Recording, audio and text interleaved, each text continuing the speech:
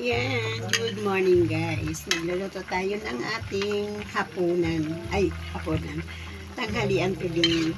Kasi guys, may prito kaming tira kagabi. So, ayan. Pinakulaan ko sa kamatis, sibuyas, bawang. Tapos, ayan, lalagay natin ng gulay. Ayan, lagyan natin ng gulay. Para ano.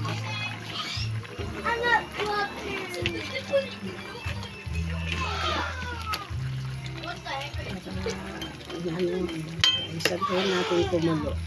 Ayan guys, kumukulo na yung ating gulay. Ayan, unang-una po sa lahat, Lord, salamat sa may pagkain tayo today. At hello everyone, mega love shoutout po sa inyong lahat. Sa mga subscriber po ni Ate Mars, maraming salamat sa inyo guys. Ito, magluluto po si Ate Mars. Ayan, kumukulo na siya.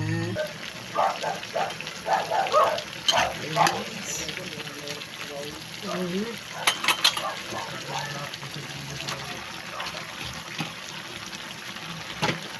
Ano natin yung talbos na kalabasa.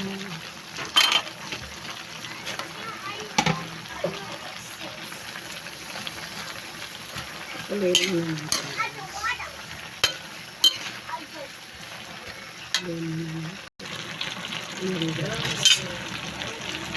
Luto na ang ating gulay para sa ating tanghalian. Nahawag ko siya ng prito. O di ba guys, yung mga tira-tira natin prito dyan, hindi ba sa kaya. So, medyo matigas na. Siyempre, pritong galunggong. Kaya ayan, pinahog ko na lang sa gulay. Maraming salamat po. Thank you so much everyone. Kain na tayo guys. Ayan, luto na yung ating hakbel na walang ano. Para ito guys, bagoong kasi bawal sana ko yung bagoong.